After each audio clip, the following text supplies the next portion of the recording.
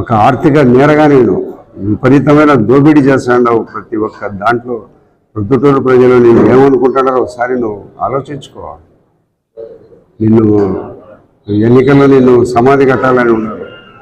నీ అన్ని అర్హత దేని మీద? మనిషికి అర్హతలు ఉంటాయి. అర్హత ఉందా లేదా అనేది నువ్వు నిరూపించుకోవాలి.